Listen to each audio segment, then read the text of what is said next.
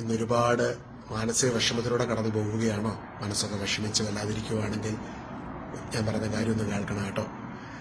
ഈശോ പീഡാസഹനത്തിലൂടെ കടന്നു പോകുന്ന സമയത്ത് പഴയ നിയമത്തിലെ യാഗമൃഗങ്ങൾക്ക് കൊടുക്കുന്ന ഒരു പരിഗണന പോലും ഈശോയ്ക്ക് ലഭിച്ചിരുന്നില്ല. ഒരു പരിഗണന ലഭിച്ചിരുന്നില്ല.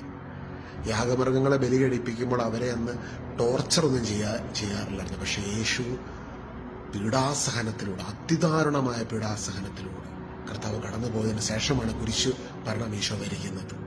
ഈശോയുടെ ശരീരത്തിൽ ചാട്ടവാറ് കൊണ്ട് അടിയേറ്റു, ശിരസിൽ മുള്ളുമുടി ധരിപ്പിക്കപ്പെട്ടു, ശരീരം മുഴുവൻ ക്ഷതങ്ങൾ കൊണ്ട് നിറഞ്ഞു. ഇത് മുഴുവനും നമുക്ക് വിടുതൽ ലഭിക്കുന്നതിന്, നിനക്ക് സൗഖ്യം ലഭിക്കുന്നതിന് വേണ്ടിയാണെന്ന് യെശയ്യാ പ്രവാചകൻ പറയുകയാണ്. യെശയ്യാ 53-ാം അധ്യായത്തിൽ യേശു ക്രിസ്തുവിന്റെ ക്ഷതങ്ങളിലൂടെ നാം സൗഖ്യം പ്രാപിക്കുന്നു.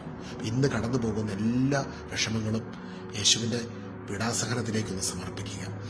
ഇന്ന് ശിരസിൽ, മനസ്സിൽ വേദനകൾ വരുമ്പോൾ, അല്ലെങ്കിൽ നെഗറ്റീവായ ചിന്തകൾ വരുമ്പോൾ അത് കർത്താവിന്റെ മുൾക്കിരീടത്തിലേക്ക് സമർപ്പിക്കുക.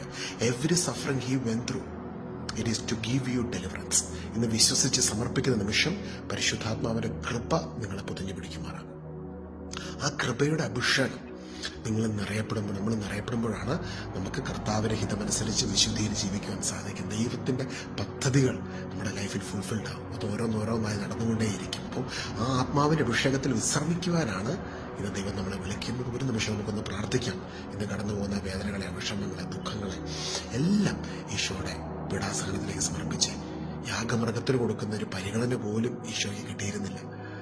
ഒരു പരിഗണനയും കിട്ടിയില്ല. അതിന്റെ കാരണം ദൈവപിതാവ് സ്വന്തം പുത്രനെ നമുക്ക് വേണ്ടി ഒഴിവാക്കിയത്, സ്വന്തം പുത്രനെ പോലും ഒഴിവാക്കാതെ നമുക്ക് എല്ലാവർക്കും വേണ്ടി അവനെ ഏൽപ്പിച്ചു തന്നത്, അവനോടുകൂടെ സമസ്തവും ദാനമായി അവിടുത്തെ നൽകുകയാണ്. റോമ 8-ാം അധ്യായം 31-ാമത്തെ വാക്യം, 32-ാമത്തെ വാക്യം. ഇന്ന് ദൈവത്തിന്റെ വലിയ കരുണ നമ്മളെ പൊതിഞ്ഞു പഠിക്കുമാറാകട്ടെ.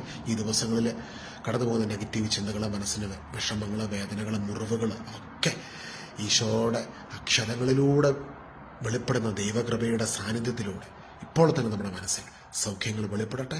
നിത്യപിതാവും പുത്രനും പരിശുദ്ധാത്മാവുമായ സർവ്വേശ്വരൻ. ആമേൻ.